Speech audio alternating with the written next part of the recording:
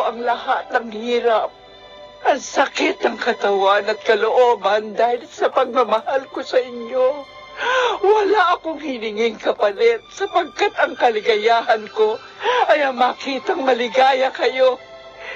Pero bakit ngayon na may ibig akong lingapin? Binibigyan niyo ng hanggana ng aking pagmamahal. Hindi nasusukat ang pagmamahal. Mr. Romántico. Kumusta po kayong lahat, mga giliw naming tagapakinig? Inaanyayahan ko po kayong pakinggan ang pagsasadula ng mga liham kasaysayan ng pag-ibig na padala ng ating mga taga-subaybay at bibigyang buhay ng inyong mga paboritong bituin sa radyo. Mga kasaysayang nagtatampo ng mga pusong sugatan, mga pusong suwi, at mga pusong punong-puno ng pagmamahal. Lahat pong yan dito sa ating dulang. Mr. Romántico.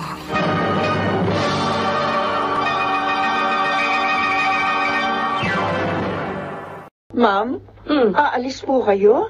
Oo. Magtatrabaho na ako sa company ng kaibigan ko mula ngayon. Alam na po ba ito ni Sir Gilbert? Natural! Gagawin ko ba naman ito kung hindi niya alam? O talaga hindi ka nag-iisip? Ay, ma'am, pasensya na ho. Kaya mula ngayon, ha? Kayo ng mga batang maiiwan dito sa bahay. Ingatan mo sila. Pag may masamang nangyari sa kanila, nako, mananagot ka sa akin. Naku, Ma'am Janet, kahit hindi po niyo ibili niya sa akin, talagang iingatan ko ang aking mga apo. Ano? Bakit tinawag mo mga apo ang anak ko? Ay, ang ibig ko pong sabihin, iingatan ko po sila dahil parang apo na po ang turing ko sa kanila. Naaliw nga ho ako ng gusto sa mga anak niyo eh. Okay. Sige, aalis na ako. Bahala ka na rito, ha? At pati kay Gilbert. Ay, opo, ma'am. Sige. Salamat. Naniwala si Janet sa sinabi ko. Madulas kasi ang dila ako. At nahalata ko na siya na tawagin kong apo ang mga bata. Kung ganon, hindi rin niya ako matatanggap na biyanan sakaling malaman niya. Sana naman, huwag niya mabanggit kay Gilbert ang nasabi kong yun. Ayokong magalit uli sa akin ang aking anak. Nagulat ako sa pagtawag mo, Ate Janet. Gusto lang kitang kumustahin, Susie. Kumusta na kayo ni Greg? Okay naman, ate. Walang problema. Kayo ni Kuya, kumusta? Ayos din. Nagtatrabaho na nga ako ngayon. Ha? Pinayagan ka ni Kuya? Oo. Paano yung mga pamangkin ko? Inaalagaan ni Mariana. Ano? Pinagkatiwala niyo sa matandang yon ang mga anak ninyo? No choice. Wala na kasi nanay ko. At saka, mukhang kaya naman ni Mariana. Ingatan mo pa rin ang mga anak mo, ate. Ha? At huwag mo hayaang mapalapit sila sa matandang yon. Bakit mo naman nasabi yan? Naipahamak na ba niyang anak mo? Ha? Hindi dahil lagi ako nakabantay sa mga anak ko. Nasabi ko lang yun sa'yo dahil feeling ko, malas ang matandang yun eh. Mula kasi nang dumating siya rito, nagulo ang pagsasama namin ni Greg. Pero ngayon wala na siya. Nagbalik na uli sa dating katahimikan ang buhay namin. Ay, oo, kuya. Naku, nakakawala talaga siya ng pagod. Sana'y makita ko rin ang ating apo. Abay, hindi. Dumalaw ka rito minsan. Mag-obserba muna tayo. Pag nakita natin wala namang problema sa mag-asawa, ay tatanaw ako dyan nang makita ko rin ang ating mga apo. O, sige, kuya. Naku, Jack na matutuwa ka pag nakita mo sila. Sandali nga, alika. Kuya, tawag ako ni Janet. Mag-usap na lamang tayo muli, ha? Oo. Ma'am, nariyan na po. Ay, ma'am, bakit po? Sino ba yung kausap mo? At hindi ka kaagad makalapit dito? Si Kuya Selo po. Si Chong? Opo. Ba, sobra naman yata kayong close. At kuya pa ang tawag mo sa kanya. Ay, Ma'am Kwan, parang kapatid na po kasi ang turingan namin. Okay, sige. Kunin mo yung mga maruruming damit sa kwarto at laban mo na. Dapat matuyo yun ngayong maghapon para maplansya mo. Ay, opo. Dapat nagtatrabaho ka habang tulog si Junior. Hindi yung pakikipag-usap sa cellphone ang inaatupag mo. Tanda-tanda mo na eh. Hili ka pa sa mga ganyan. Ma'am Janet. Hilos na! Alam mo, napapansin ko. Madalas nakausap ng katulong natin ng tiyo mo. Natural lang naman yun eh. O bakit natural? Bakit may relasyon ba sila? Ha? Sila na bang dalawa? Ha? Ano ka ba, Janet? Hindi pwede mangyari yun. Bakit hindi?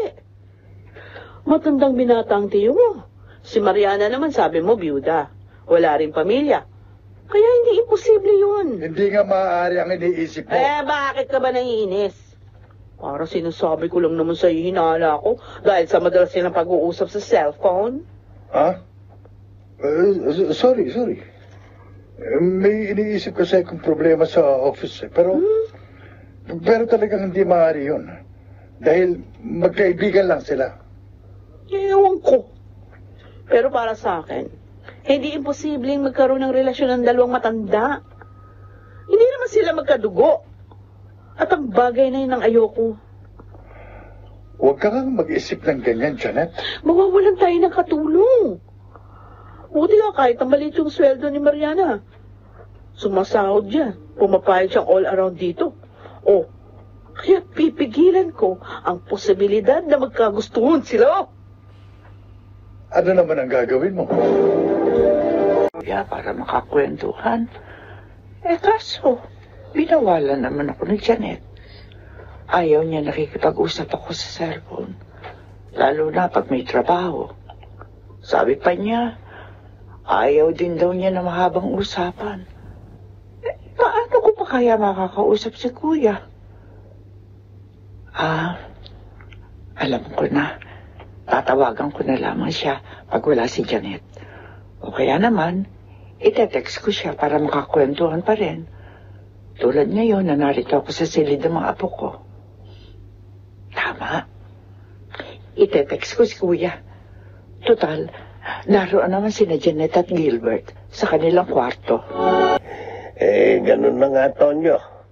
Kaya hihintayin ko na lang na ang kapatid ko tumawag at mag-text sa akin. Yun talagang mabuti niyong gawin. Kasi, baka mapagalitan siya. O kaya, baka kung ano ang isipin sa inyong dalawa ng asawa ni Gilbert. Ano naman ang ibig mo sabihin? Baka po kasi maghinala siya ng hindi maganda. Lalo na, hindi naman niya alam na magkapatid kayo ni Aling Mariana. At biyanan niya ang nasa kanila. Sana kasi, ipagtapat na ni Gilbert sa kanyang asawan lahat. Para wala ng problema. Sana nga magliwanag ng isip ni Gilbert. Sana magkaroon na siya ng lakas ng loob para sabihin kay Janet ang katotohanan. Nag-text na si Kuya. Teka, sasagutin ko na ito. Mariana! Ay, kabayong bulok! Nagulat ka, no? Ha? Kanina ko pa naririnig tumutunog yung cellphone mo. Sino ba yung ka-text mo? Ma'am, si Kuya Selo po. Naku, di ba sinabihan na kita tungkol dyan sa cellphone mo?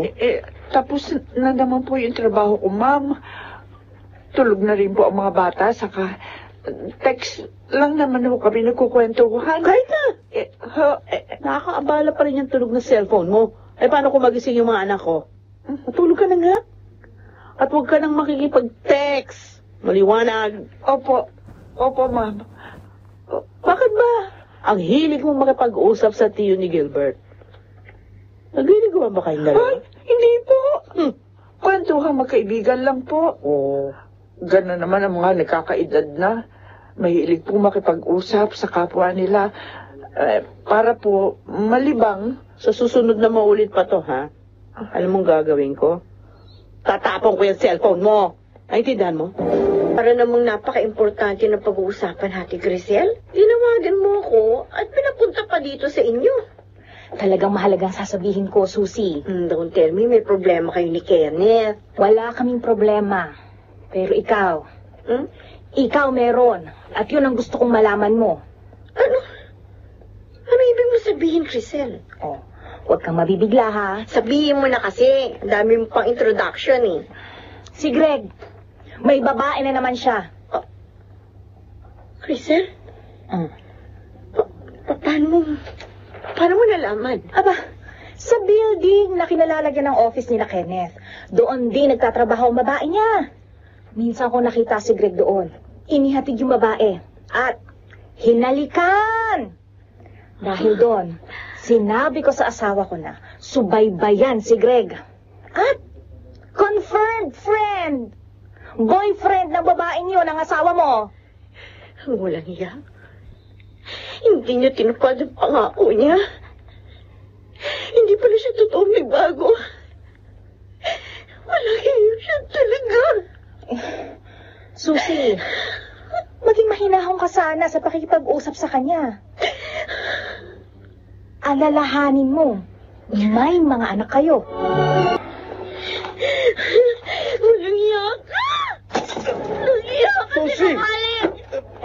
Ano ka ba? Sinungaling ka! Susie!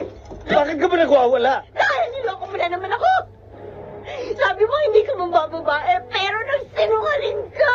Hindi ko maintindihan ang sinasabi mo. Wala akong babae. Huwag ka nang magkaila pa! Nandito sa cellphone ko ang mga litrato ninyo ng babae mo! At nakita ka rin ng mga kaibigan ko! Nakasama mo bago mo kinilolokohan! Susie! Sinaktan mo na naman ang damdamin ko! Makinig ka sa akin. Magpapaliwanag ako. Ayoko na! Ayoko na! At inahawi mo pala siya ng husto? Hindi ko na napigil ang sarili ko, Grisel. Lalo na nung makita ko yung mga pictures nila ng babaeng yun nakuha ni Kenneth. Trinaydor niya ako. Oh, ang sabi niya. Hindi ko na pinakinggan yung mga paliwanag niya. Ayoko na, Grisel. Hindi ko na kaya makisama pa sa kanya. Hihiwalayan mo? Oo! Oh, pero paano kayo ng anak mo? Saan kayo titira? Kina Gilbert? Ito na po ang sinangagata pa, Sir Gilbert, Ma'am Janet. Oh, ilagay mo dito sa table, Mariana. Opo. Timpla mo na ako ng coffee. Opo, Ma'am. Gilbert, kailan pa sila naghiwalay? Sabi ni Susie nung tumawag sa akin, mga 1 linggo na. O, saan sila ngayon nakatira ni Sheila? Doon pa rin daw sa bahay nila.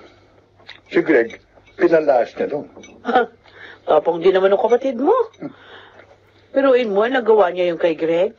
Talagang tatapang yun. Giloko siya. Kawawa naman ng kapatid mo. Sana, dito mo na lamang siya pinatuloy, Gilbert. Ano ba? Anong karapatan mo makialam sa usapan namin? At saka bakit tinatawag mo si Gilbert sa pangalan niya? Ha? Tubig. Patawad po, Ma'am. Sir, naawa lang kasi ako kay Ma'am Susie. Dalhin mo na nga yung coffee ko at maglinis ka sa kwarto. Pakailamerang to. Ang sama mo. Binigyan na kita ng pagkakataon. Hindi ka pa rin nagbago. Sa phone ko, may tumatawag. Hello? Sino to? Anak? Ang nanay ito. Bakit ka tumawag? Inabalitaan ko yung nangyari sa inyo ni Greg. Anak, nag-aalala ako sa iyo. Kumusta na kayo ng apo ko? Kaya ko ang sarili ko. At pwede ba huwag niyo na akong pakialaman? Hindi ko kayo kailangan. Isa pa kayo sa nagpapabigat sa akin. Isa pa kayo. O bakit ba pinipigil niyo pa ako? May sasabihin lang ako. Sandali lang. Ano yun? Sabihin niyo na. Mamadali ako eh. Tumawag ako kahapon sa kapatid mo. At kahit hindi ko siya nakikita ng mga oras na yon, sa boses niya, alam ko lasing siya. Ano?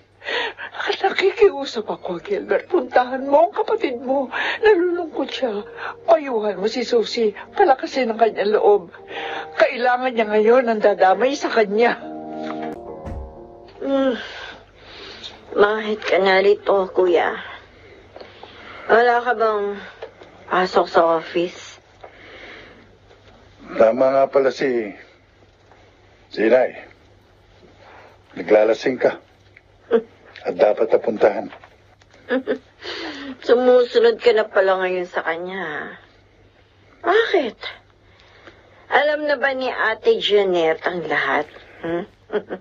Wala pa rin siyang alam, Susie. Sinunod ko lang si Inay dahil naisip ko na baka tama siya. At totoo nga. Hindi ka dapat naglalasing. Sinasayang mong panahon mo dahil sa walang kwentang lalaki yun. Tingnan mo yung sarili mo. Hindi mo na naasikaso pati itong bahay nyo. At maging si Sheila. Sheila? Ipasok nga pala siya kanina. Pero hindi ko siya naihatid. See? Susie, kalimutan mo na si Greg. Mag-move on ka na. Magtrabaho ka para mabuhay kayo ng aking pamangkin. Sasaktan pa rin ako, kuya. Naniwala ako sa pangako niya eh. Yung pala, minagtataksilan pa rin niya ako. At ibang babae naman. Malalagpasan mo rin ang problema. Magpakatatag ka lang. Naku, yun ho pala ang dahilan, kaya malungkot kayo, Mang Selo. Oo, Tonyo. Ang totoo, naawa rin ako kay Susie sa nangyari sa kanya. Pero ano magagawa ko? Hindi naman siya nakikinig sa akin. Matigas ang ulo niya. Oo nga ho eh. Sabi ninyo, hindi rin niya pinansin si Aling Mariana nung kausapin siya. Kaya nga gustuhin ko man tulungan at payuhan siya. Hindi maaari. Baka hindi rin niya ako pansinin. Tingin ko nga sa kanilang dalawa ni Gilbert. Siya ang mas maraming dalang galit. At mas malaki ang galit niya sa kanyang ina. Nakigilty tuloy ako sa nangyayari sa'yo, Susie. Bakit naman? Kasi, nagkahiwalay kayo ni Greg. At ngayon, parang sinisira mo pa ang buhay mo. Pati anak mo, napapabayaan mo na. Sana pala, hindi ko na lang ipinagtapat sa'yo yung natuklasan ko. Wala kang kasalanan. Papasalamat nga ako sa'yo dahil niligtas mo ko sa lalo pang panluloko sa akin ng asawa ko. Pero sana, pilitin mong bumangon. Tandaan mo, friend, kailangan ka ng anak mo. Gagawin ko na yun ngayon kasi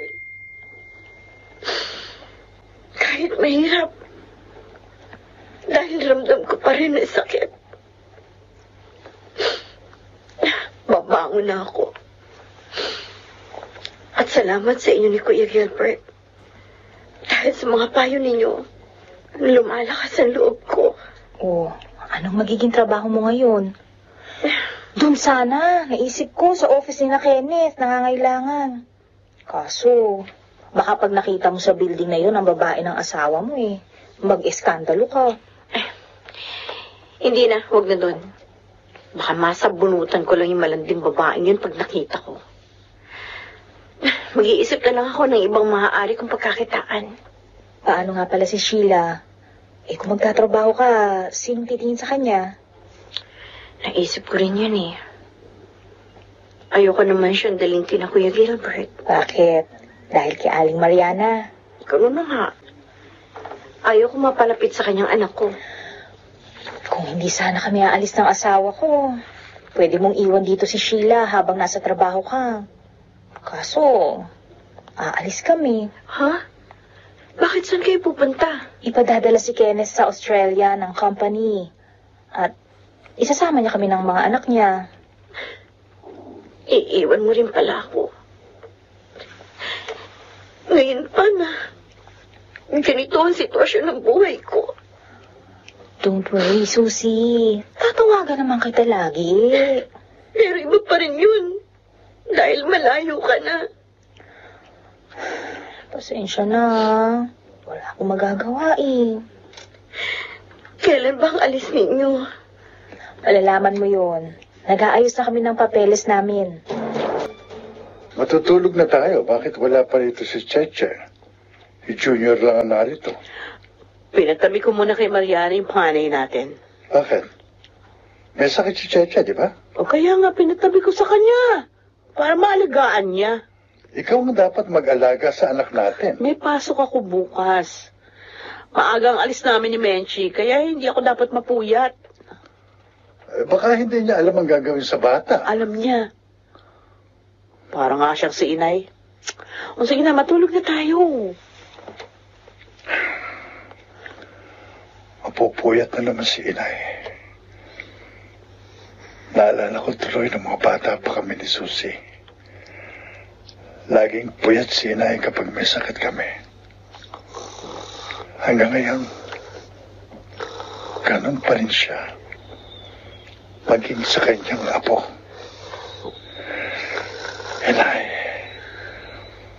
bakit ba nangyari sa buhay natin ito? Bakit? Ano ba sasabihin mo, Janet? May problema ba? Di, si Menchi kasi nagyaya ng outing sa Batangas. Sagot niya daw yung lahat. At gusto mong sumama, ganon? Hindi lang naman ako yung pwedeng sumama, sabi niya eh. Ang pamilya natin.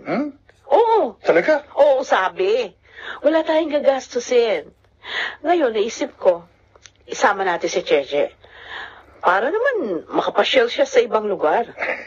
Kung libre ba, okay lang. Kaya nga, dami naming natuwa. Paano si Junior? Ay, di iwan na lang natin kay Mariana. Total, isang araw lang naman. Tsaka, dati naman yung ginagawa ang pagbabantay kay Junior. Dapat sabihin na natin sa kanya.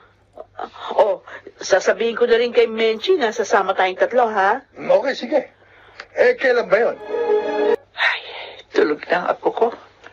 Nakakatuwa talaga ang batang ito. Basta tumabi na ako sa kanya, dali na niya matulog. Manang-mana siya kay Gilbert. Ay, oo nga pala. Ihanda ko na yung gatas niya. Para pag gumising siya, hindi ako nagmamadaling timplahan siya. At hindi rin siya iiyak pa. Asa ba yung gatas niya? Saan ba yun?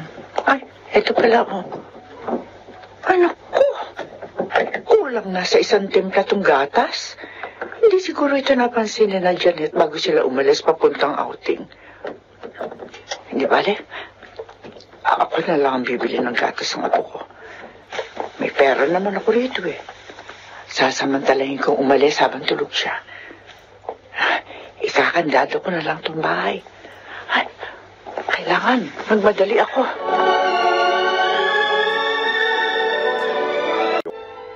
Ay, naku. Medyo natagalan ako. Kasi naman walang tindang gatas ng apo ko sa 2 tindahang pinuntahan ko. Napalayo tuloy ako. Pero siguro naman hindi pagising yung apo ko. Pagdating ko, titimplahan ko na siya agad ng gatas. Ay! Naku! Ano yun? Bakit parang nagkakagulo ang mga tao? Aling Mariana! Saan daw kayo galing? Bumili lang ako ng gatas ni Junior. Ha?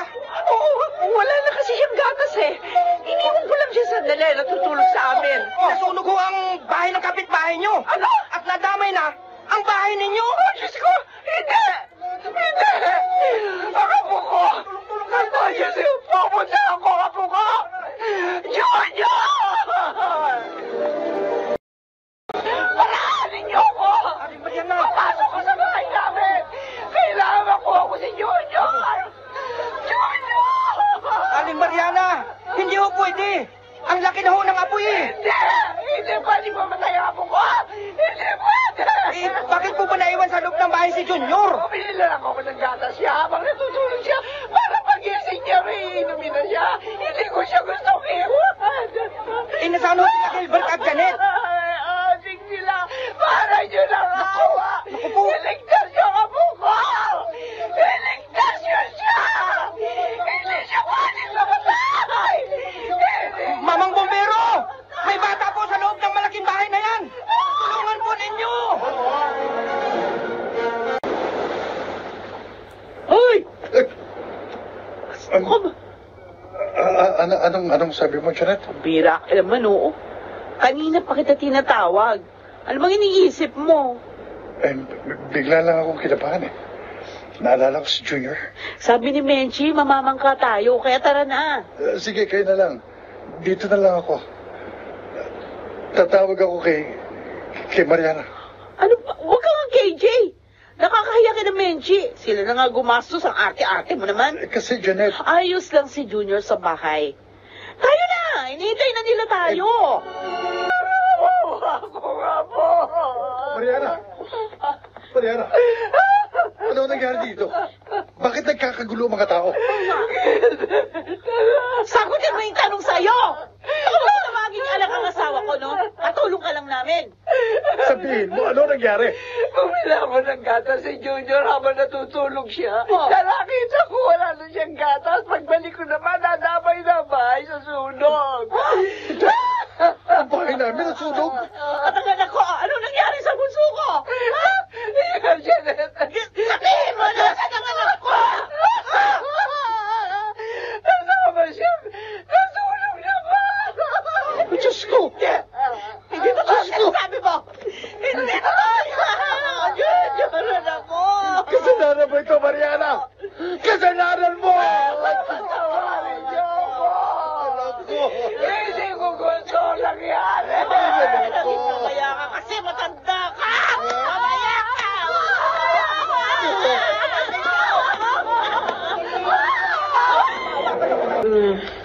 Bakit ka narito, Crisel? Ano bang tanong yan?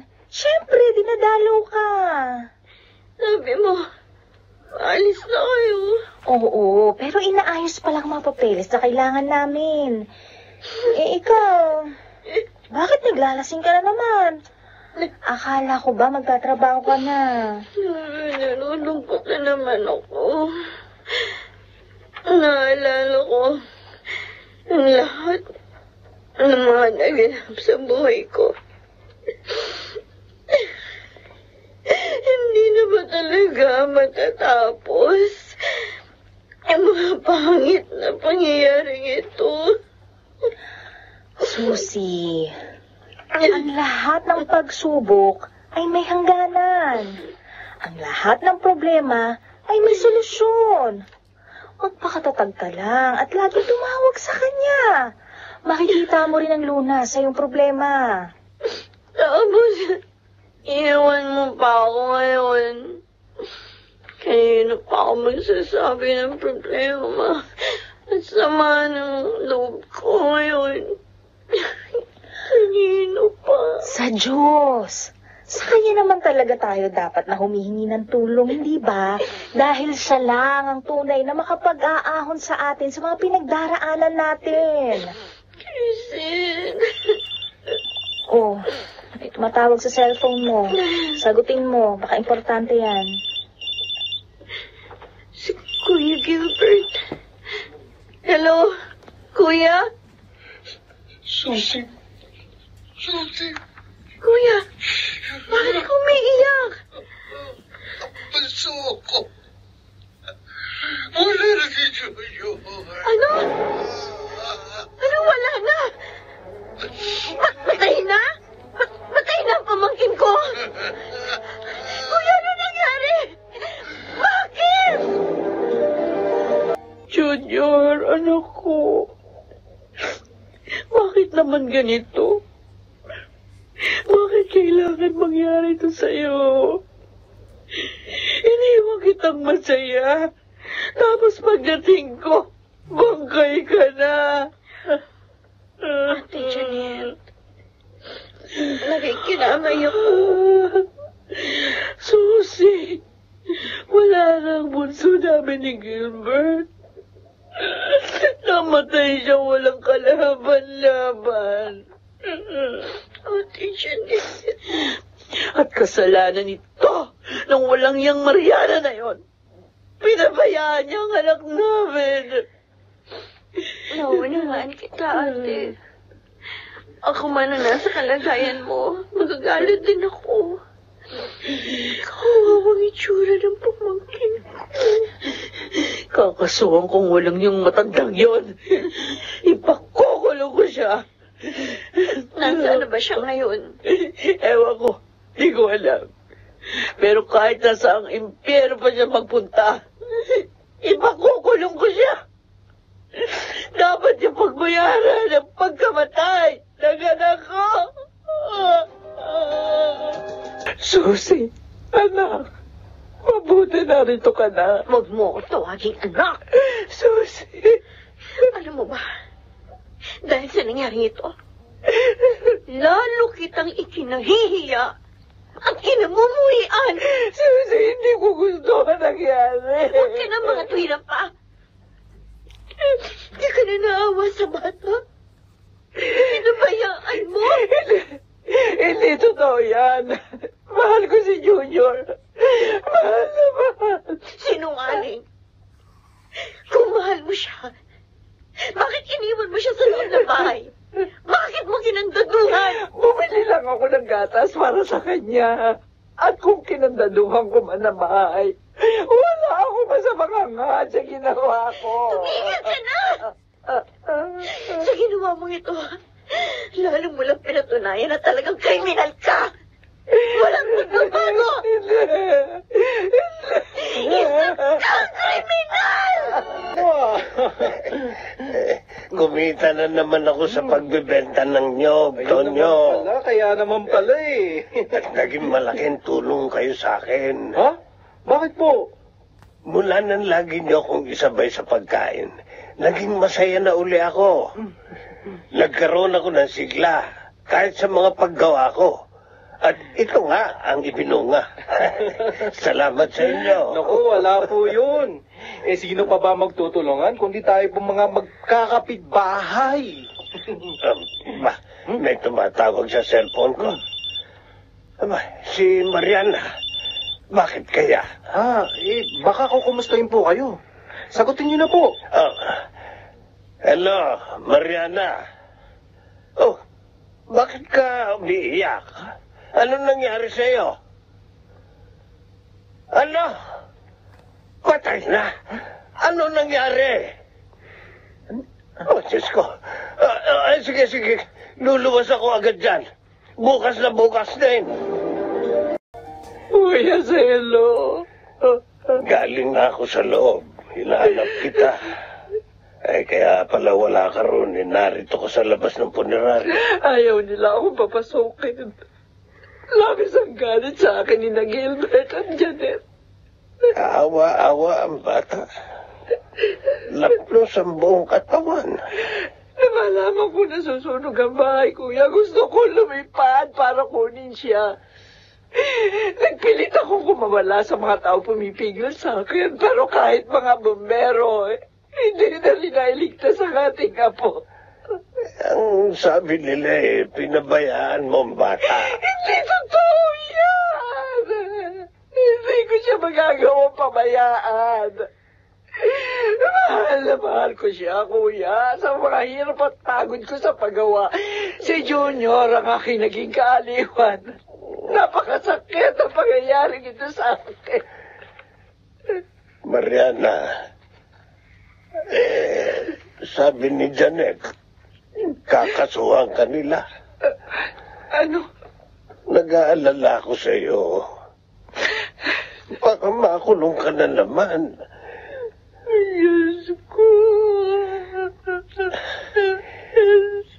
Hindi ko maunawaan kung bakit kailangan sapitin mo na naman ang ganitong pagdurusa.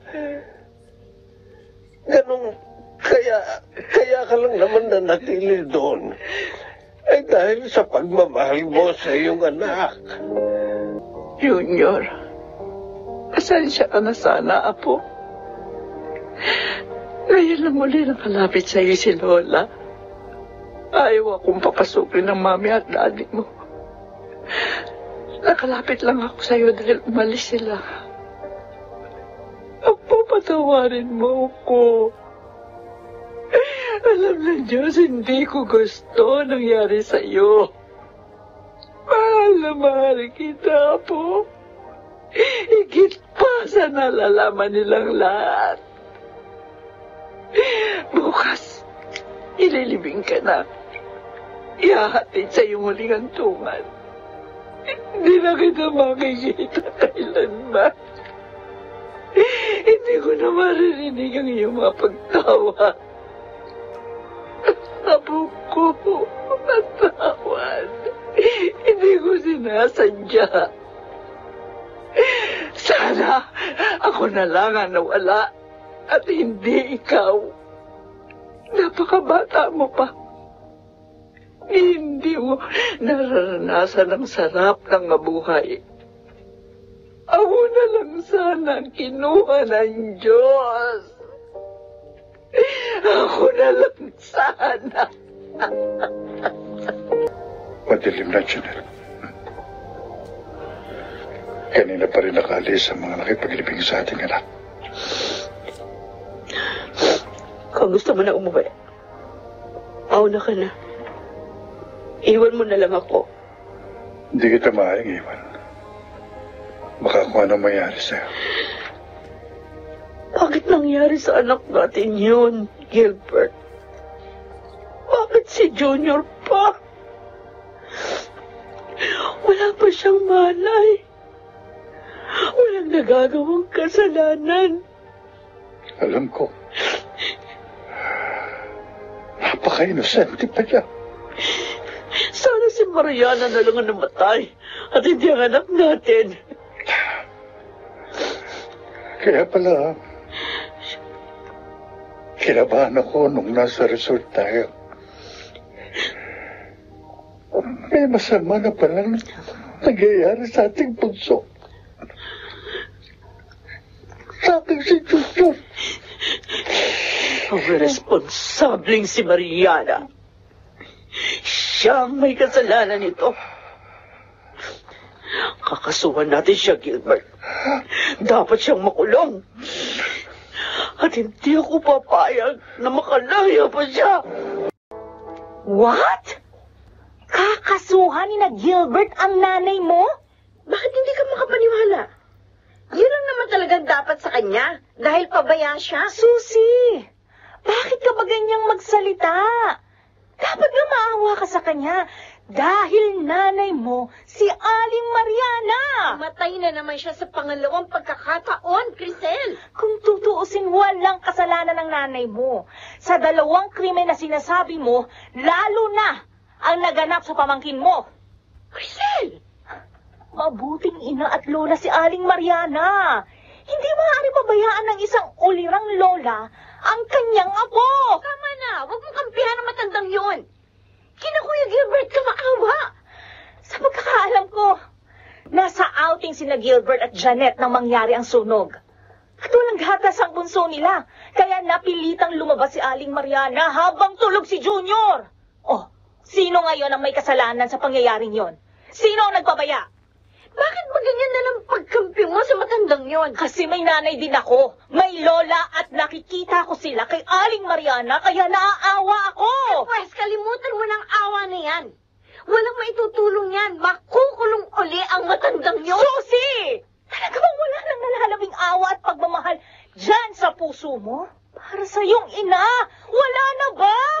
Anong ginagawa mo dito? Janet, Bakit bumalik ka pa rito? Matanda ka. ang braso ko, nasasaktan ako. Bitiwan. Huwag mo siya saktan, Janet. Hindi niya na dapat siya dinala dito. Itong matanda na to, dahil kriminal siya. Pinagay niyang anak ko! Maniwala ka. Napakasakit din sa akin ang nangyari. Halos hindi ko mapatawad ang aking sarili. Sinungaling ko! Sinungaling ko! Janet, tigil mo yan. Wala siyang kasalanan.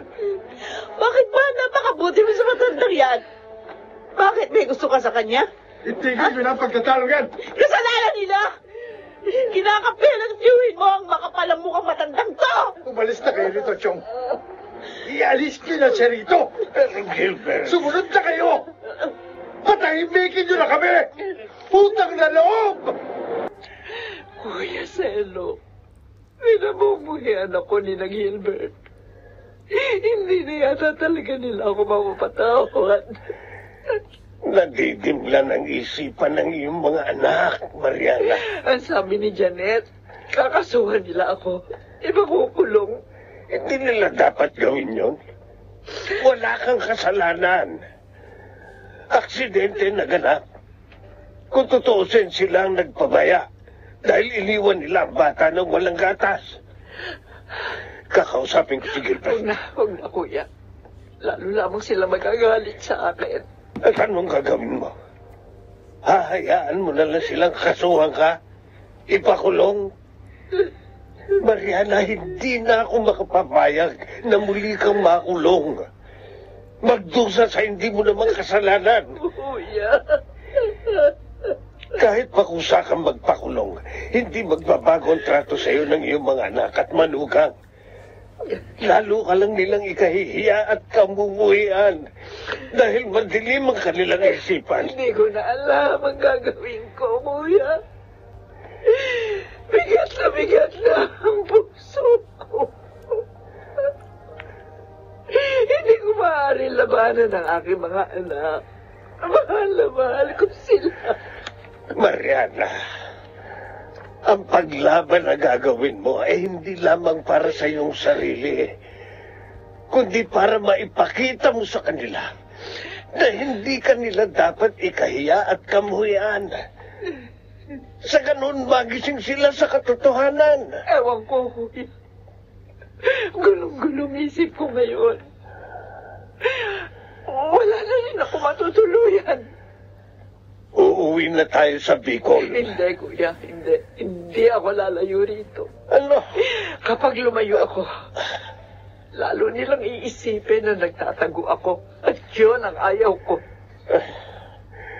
Kung ganon, sasamahan kita rito.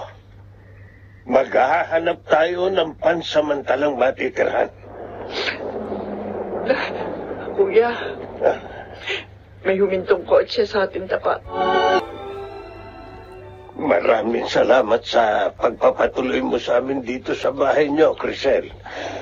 Naaawa po kasi ako sa inyo nang makita ko kayo kanina. Kaya inihinto ko po ang kotse ko at isinama ko kayo rito. Malaking tulong sa amin ang ginawa mo.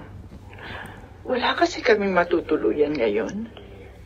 Nabanggit nga po sa akin ni Susie na pinalayas at kakasuhan pa kayo ni Gilbert at Janet. Hindi ko sila masisisi. Labis ang galit nila sa akin. Kung wala po kayo matutuluyan, dumito muna po kayo, Aling Mariana, Mang Selo.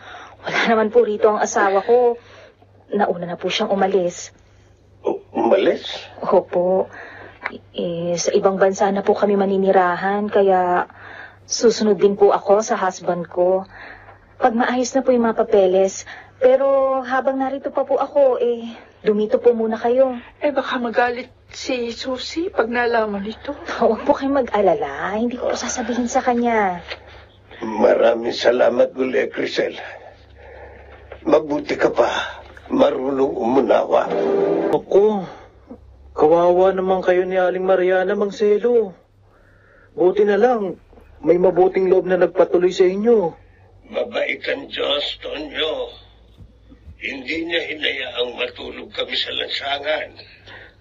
Meron nga po pala kaming mga kamag-anak dyan sa Cavite. Maaari ko kayong samahan upang makatuloy kayo doon. Pag umalis na yung Crisel na tumulong sa inyo, kakausapin ko lang po sila, inay, para payagan ako magpunta dyan. Naku, huwag na. Nakakahiya ng sobra sa inyo. Naku, huwag po kayong mahiya. Kung sa loob ko naman po itong gustong gawin. Magpapaalam lang po muna ako kay na inay at itay. At natitiyak ko, sasang-ayon din sila sa akin. Bakit ganun, Nay?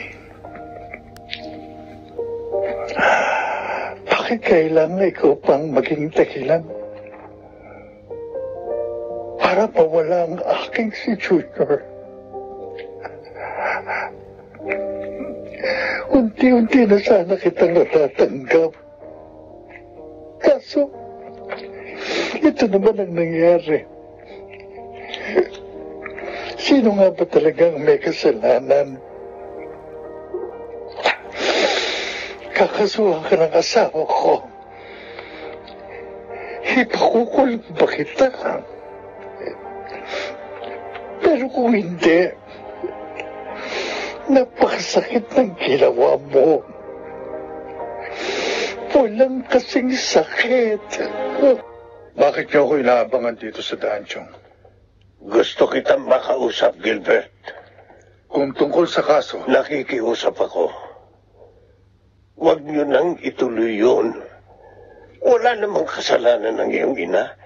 Wala? Chong, namatay ang aming anak dahil sa kanya. Tapos sasabihin niyo wala siyang kasalanan. Kung may gatas na iniwan ng iyong asawa para kay Junior, hindi lalabas si Mariana. At maaaring dalawa silang nakaligtas ni Junior sa sunog na yun. Giselle. Oh, di ba tama ako? Kaya pakiusap. Huwag mong hayaang makulong ang sarili mong ina. Kausapin mo si Janet na wag siyang kasuhan. Hindi ko maaaring gawin yan. Bakit? Dahil takot ka sa iyong asawa? Dahil hindi niya alam ang katotohanan? Gilbert, panahon na para sabihin mo sa kanya ang lahat. Umalis na kayo, Chong.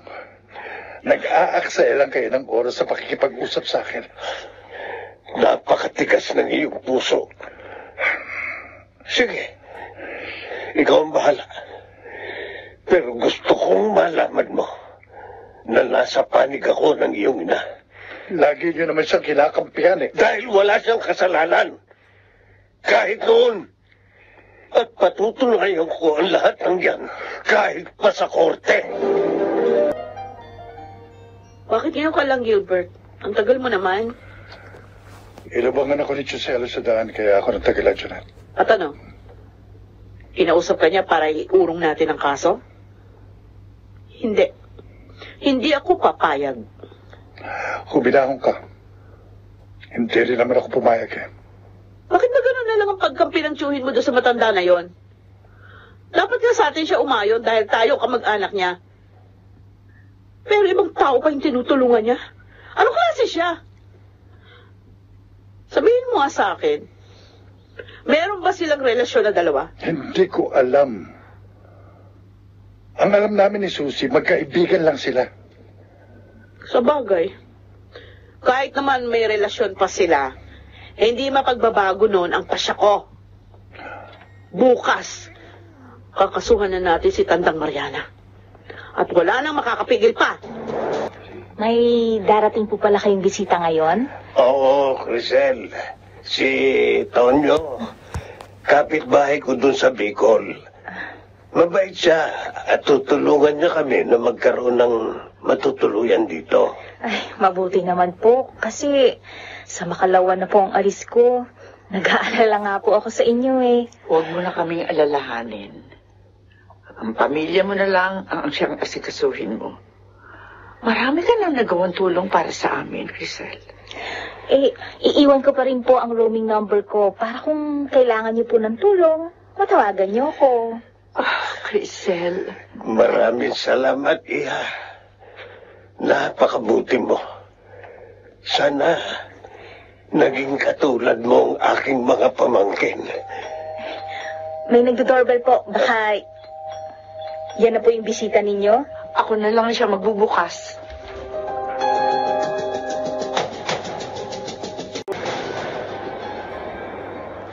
Bakit naman ganon, Crisel? Kung hindi pa ako naparito, hindi ko malalaman na pinatuloy mo sila dito sa bahay ninyo. Eh, sorry na, Susie. Naawa kasi ko sa kanila nang makita ko sila mangselo sa daan, kaya pinatuloy ko na pansamantala rito sa amin. Alam mo ito ginawa mo? Para mo kami kinalakban eh. Hindi totoo yan, ha? Gusto ko nga na magkaayos kayong lahat. Alam mo, imposible na mangyari yun. Lalo na ngayon, pinatay niya ang pamangkin ko. Uy, wait lang, Susie. Huwag ka naman masyadong malupit sa nanay mo. Tandaan mo, may karma yan. Nakikita ka ng Diyos. Huwag mo isali dito ang Diyos. Okay, sige. Pinatuloy ko sila dahil naawa ako. Pero pansamantala lang yon. Dahil sa makalawa, aalis na ako papuntang ibang bansa at aalis na rin sila rito. Paalisin mo na sila ngayon. Ay, sorry, Susie.